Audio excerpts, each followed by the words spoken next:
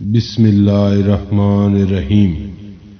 چنانچہ وہ غرناطہ کے سپہ سالار کی خدمت میں حاضر ہوا اور یہ درخواست کی کہ اگر حامد بن زارہ غرناطہ کی بجائے ہمارے گاؤں کو اپنا مرکز بنا لیں تو سیرہ نوادہ تک تمام پہاڑی قبائل ان کی آواز پر لبیک کہیں گے۔ جب ہمارا گاؤں رضاکاروں کا مستقر بن جائے گا تو غرناطہ کے راستے کی چوکیوں کا عقب زیادہ محفوظ ہو جائے گا۔ حامد بن زارہ ویسے بھی مجاہدین کا حوصلہ بڑھانے کے لیے گاؤں گاؤں پھرا کرتا تھا، اس کے لیے سپہ سالار کا اشارہ کافی تھا۔ چنانچہ وہ غرناطہ چھوڑ کر گاؤں میں آ گیا۔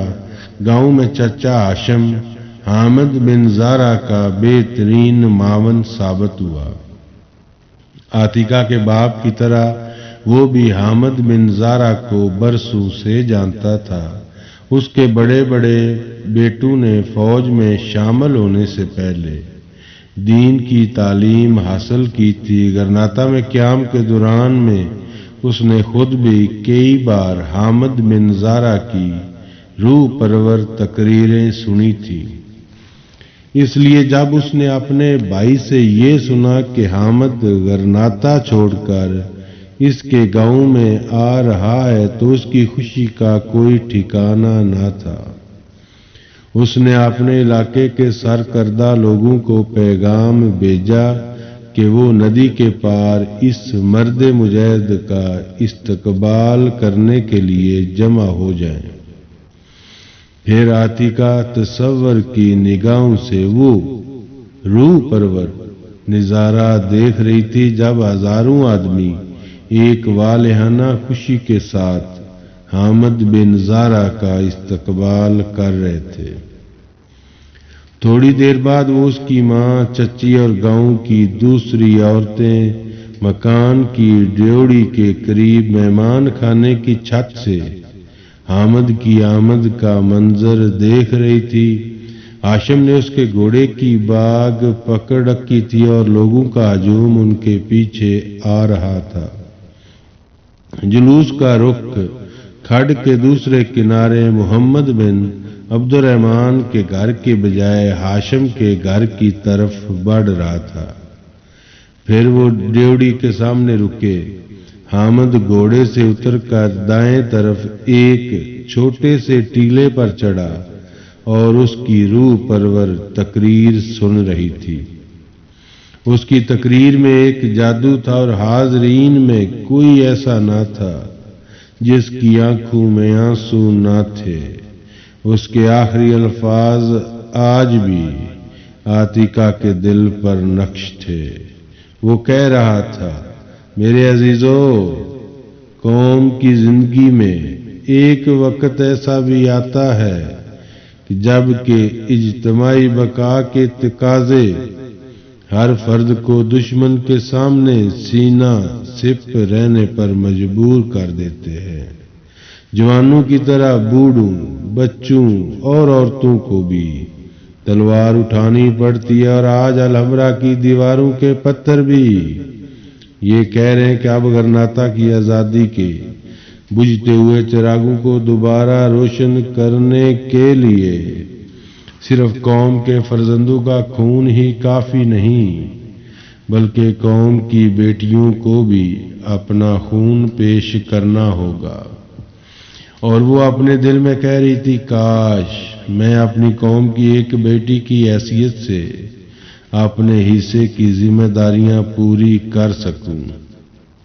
اور جب 2 دن بعد اس کا باپ تھوڑی دیر کے لیے گھر آیا تو اس نے کہا، ابا جان، حامد بن زارہ کہتے تھے کہ آج قوم کے ہر فرد کو سپاہیانہ تربیت کی ضرورت ہے۔ ہاں بیٹی، ہم بہت نازک حالات کا مقابلہ کر رہے ہیں اور مجھے اس بات کی خوشی ہے کہ میری بیٹی سواری اور تیر اندازی سیکھ چکی ہے، لیکن ابا جان، میں اس سے بھی زیادہ سیکھنا چاہتی ہوں۔ تم کیا سیکھنا چاہتی ہو بیٹی؟ میں جہاد کا عملی تجربہ حاصل کرنا چاہتی ہوں، آپ مجھے قلعے میں اپنے پاس کیوں نہیں لے چلتے؟ وہاں مجھے استاد بھی مل سکتے ہیں۔ تمہارا قلعہ یہ گھر ہے بیٹی، اور خدا نہ خواستہ اگر کوئی برا وقت آ جائے تو مجھے یقین ہے کہ تم اپنی حفاظت کر سکو گی، لیکن انشاءاللہ ایسا وقت نہیں آئے گا، اور تمہیں سعید سے بہتر استاد کون مل سکتا ہے؟ میں نے رضاکاروں کے ساتھ اسے تیر اندازی کی مشق کرتے ہوئے دیکھا ہے، وہ تیغ زنی میں بھی کافی مہارت حاصل کر چکا ہے۔ وہ اپنی عمر کے لحاظ سے 2 سال اور فوج میں بھرتی نہیں ہو سکتا، اور میں اس سے کہوں گا کہ جب تک وہ یہاں ہے باقاعدہ تمہیں وقت دیا کرے۔ عمیر اب فارغ التحصیل ہو چکا ہے، وہ کل یہاں پہنچ جائے گا اور 3 ہفتے گھر رہے گا، تم اس سے بھی بہت کچھ سیکھ سکتی ہو۔ ابا جان، وہ تو مجھے سعید کے ساتھ سواری کرنے سے بھی منع کیا کرتا تھا۔ ایک دن سین میں تیر اندازی کی مشق کر رہی تھی اور اس نے میری کمان توڑ ڈالی تھی۔ باپ مسکرایا۔ وہ تھوڑا سا بے وقوف ہے، بہت زیادہ بے وقوف ہے ابا جان۔ امی جان سے کہتا تھا کہ آپ نے عاتقہ کو بگاڑ دیا۔ ایک دن اس نے سعید کے منہ پر تھپڑ مار دیا تھا۔ اس کے باپ نے کہا، سعید اس سے عمر میں چھوٹا ہے، لیکن یہ ممکن نہیں کہ حامد بن زارہ کا بیٹا اس سے تھپڑ کھا کر خاموش رہے۔ ابا جان، سعید نے بھی اسے دھکا دے کر ندی میں گرا دیا تھا۔ بیٹی، یہ بچپن کی باتیں ہوں گی، اب وہ کافی سمجھدار ہو چکا ہے۔ نہیں ابا جان، گرناطہ میں رہ کر وہ زیادہ بے وقوف ہو گیا ہے، کہتا ہے کہ میں بڑا ہو کر سپہ سالار بنوں گا۔ یہ تو کوئی بری بات نہیں، لیکن وہ یہ بھی تو کہتا تھا کہ جب میں سپہ سالار بنوں گا تو سعید کو گدھے پر سوار کر کے سارے شہر میں پھراؤں گا۔ اس کا باپ ہنس پڑا۔ وہ تمہیں چڑھاتا ہوگا بیٹی۔ ہمارا نے کہا، عاتقہ کے لیے تعلیم جاری رکھنا بھی ضروری ہے۔ میرا خیال ہے کہ اسے حامد کے گھر بھیج دیا کروں۔ نصیر نے جواب دیا، اگر وہ تھوڑا بہت وقت نکال سکیں تو یہ اس کی خوش قسمتی ہوگی، لیکن یہاں ان کے کام کی نوعیت ایسی ہے کہ انہیں عام طور پر گھر سے باہر رہنا پڑے گا۔ تاہم آج ہی ان سے درخواست کروں گا کہ جب انہیں فرصت ملے وہ اس کو بلا لیا کریں۔ ویسے اس کو میری سفارش کی ضرورت نہیں، حامد بن زارہ اس سے بہت پیار کرتے ہیں۔ اس کے بعد جب حامد بن زارہ گاؤں میں ہوتا تھا تو اس کے لیے تھوڑا بہت وقت نکال لیا کرتا تھا، اور جب دورے پر روانہ ہوتا تو پڑھنے کے لیے کتابیں دے جاتا۔ سعید بلا ناگا اسے تیر اندازی اور تیغ زنی سکھایا کرتا تھا، لیکن ان کی رفاقت کا یہ نیا دور بہت مختصر تھا۔ فرڈینینڈ کی افواج نے شمال کے زرخیز علاقے تباہ اور ویران کرنے کے بعد غرناطہ کے سامنے ڈیرے ڈال دیے تھے، اس لیے جنوب کے ان قلعوں کی اہمیت بہت بڑھ گئی تھی، جن کی بدولت پہاڑی علاقوں سے رسد و کمک کے راستے محفوظ تھے۔ نصیر کو کئی دن گھر آنے کا موقع نہیں ملتا تھا، اس لیے اس نے اپنی بیوی اور بیٹی کو اپنے پاس بلا لیا تھا، اور یہ قلعہ زیادہ بڑا نہ تھا۔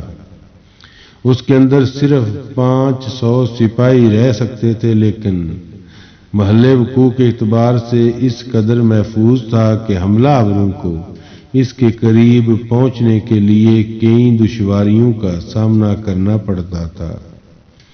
یہ قلعہ ایک بلند ٹیلے پر واقع تھا۔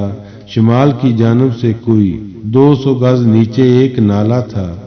جنوب سے غرناطہ کی طرف جانے والی سڑک کے قلعے کے دروازے سے 100 قدم کے فاصلے پر بائیں طرف مڑتی تھی اور شمال مشرقی کونے سے اس قدر قریب آ جاتی تھی کہ فصیل کے برج سے گرنے والے پتھر بھی تیروں سے زیادہ خطرناک ثابت ہو سکتے تھے۔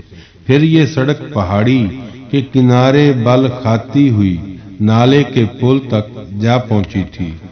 قلعے سے لے کر نالے کے پل تک اس کی ڈھلوان اتنی خطرناک تھی کہ غرناطہ کی طرف سامان لے جانے والی بیل گاڑیوں کو سہارا دینے اور خالی واپس آنے والی گاڑیوں کو دھکیلنے کے لیے چند آدمی ہر وقت قلعے اور پل کے قریب موجود رہتے تھے۔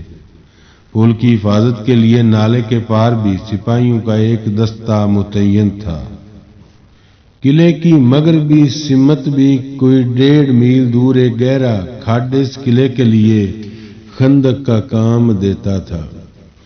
جنوب کی طرف قلعے کا عقب ان پہاڑوں کی بدولت محفوظ تھا، جہاں جنگجو قبائل کی بستیاں ناقابل تسخیر قلعوں کا کام دیتی تھیں۔ جن قابل گزر مقامات سے کسی اچانک حملے کا خطرہ ہو سکتا تھا، وہاں فوج کی باقاعدہ چوکیاں موجود تھیں۔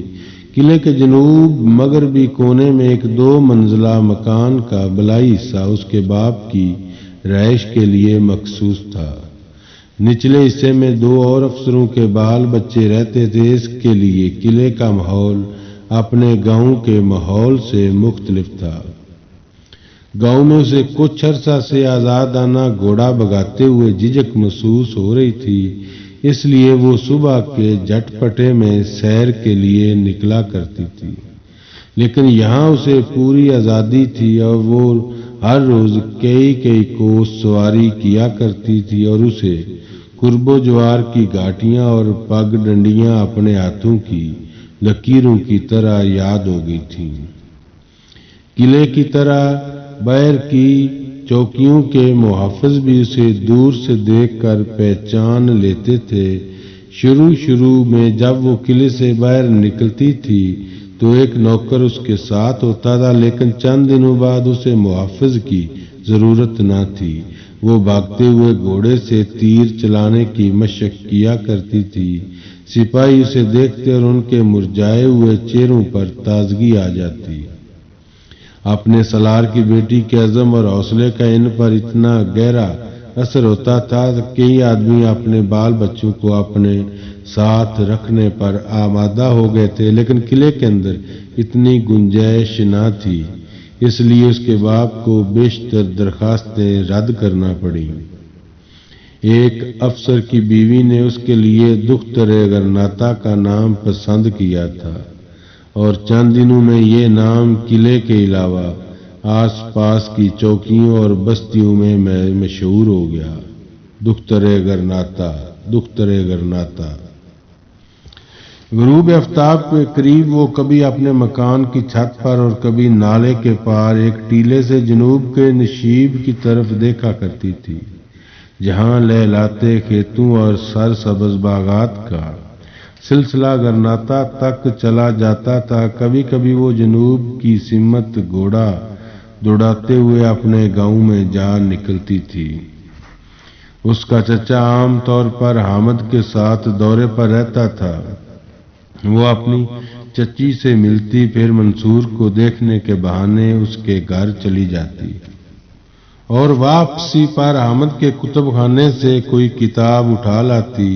سعید ان رضاکاروں میں شامل ہو چکا تھا جنہیں اہل غرناطہ کو سامان رسد پہنچانے کی ذمہ داری سونپی گئی تھی، اور اسے غرناطہ سے واپسی تھوڑی دیر کے لیے اس کو دیکھنے کا موقع مل جاتا تھا۔ غرناطہ کا محاصرہ کرنے کے بعد فردینینڈ نے کئی بار اس قلعے پر قبضہ کرنے کی کوشش کی تھی، لیکن اسے کامیابی نہ ہوئی۔ ایک رات عیسائیوں نے بڑی جمعیت کے ساتھ 3 اطراف سے حملہ کیا اور ان کے سواروں کے چند دستے پل کے قریب پہنچ گئے، لیکن انہیں پھر نقصان اٹھانے کے بعد، بہت بھاری نقصان اٹھانے کے بعد پسپا ہونا پڑا۔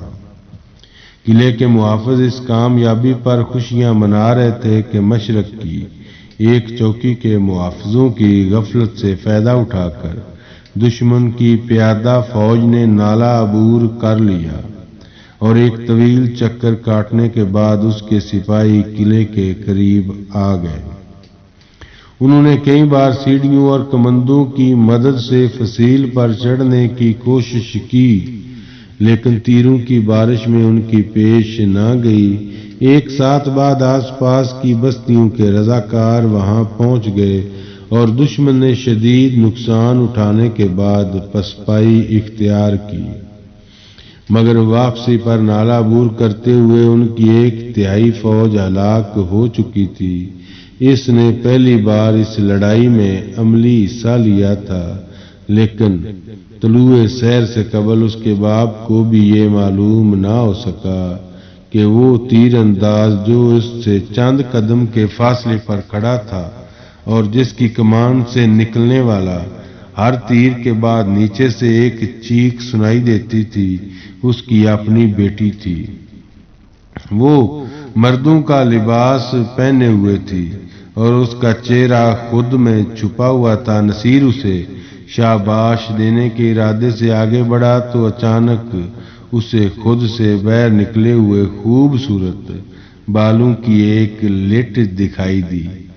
اس کی نگاہیں ان نازک ہاتھوں پر مرکوز ہو کر رہ گئیں جو پھولوں سے کھیلنے کے لیے بنائے گئے تھے۔ اس کے باپ کی پیشانی پر شکن آ گئی اور اس نے کچھ کہے بغیر منہ پھیر لیا۔ وہ قدرے تذبذب کی حالت میں کھڑی رہی، پھر اس نے قدرے سہمی ہوئی آواز میں کہا، ابا جان، آپ خفا ہو گئے؟ اس کے باپ نے مڑ کر اس کی طرف دیکھا۔ اس کے ہونٹوں پر ہلکی سی مسکراہٹ تھی اور آنکھوں میں آنسو تیر رہے تھے۔ ایک سپاہی نے آگے بڑھ کر کہا، جناب، یہ نوجوان انعام کا مستحق ہے۔ میں اس کے قریب کھڑا تھا اور مجھے یقین ہے کہ رات کے اندھیرے کے باوجود اس کا کوئی تیر خالی نہیں گیا۔ اس کے باپ نے پیار سے اس کے خود پر ہاتھ رکھتے ہوئے کہا، یہ نوجوان میری بیٹی ہے اور اسے غرناطہ کی آزادی سے زیادہ کسی اور انعام کی خواہش نہیں۔ یہ غرناطہ کی بیٹی ہے۔ اور اب ماضی کے یہ لمحات اس کے لیے سرمایہ حیات بن چکے تھے۔ پھر وہ دن بھی آ گئے جب غرناطہ کے گرد دشمن کا گھیرا تنگ ہوتا جا رہا تھا اور وہ اپنے اول العزم باپ کے چہرے پر پریشانی اور تھکاوٹ دیکھا کرتی تھی۔ قلعے کے آس پاس دفاعی چوکیوں پر دشمن کے حملے شدت اختیار کر رہے تھے۔ باہر سے کئی زخمی قلعے کے اندر آ چکے تھے اور ان کی جگہ نئے محافظ چوکیوں پر بھیجے جا چکے تھے۔ اس کے باپ نے سپاہیوں کی کمی پوری کرنے کے لیے آس پاس کے علاقوں سے رضاکار بھرتی کرنے شروع کر دیے تھے اور اس کے ساتھ ہی غرناطہ سے کمک کا مطالبہ بھی کیا تھا۔ 2 دن بعد وہاں سے 20 پیادہ سپاہی اور 8 سوار پہنچ گئے۔ ان کا سالار اتبا کے نام سے متعارف ہوا۔ اس کی آنکھیں بھوری اور داڑھی کے بال سرخ تھے۔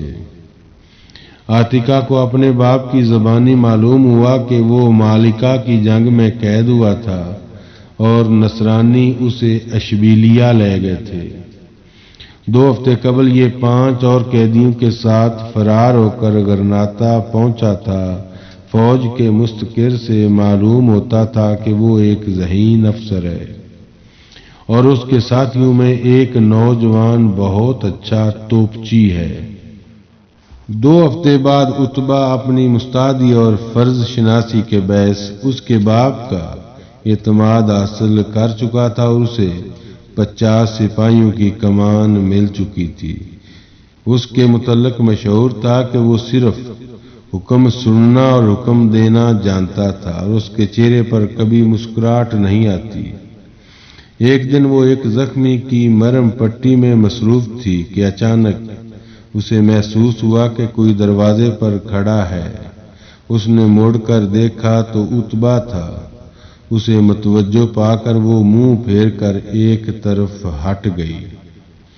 ایک دن وہ گھوڑے پر سوار ہو کر قلعے سے باہر نکلی اور مشرق کی طرف نکل گئی۔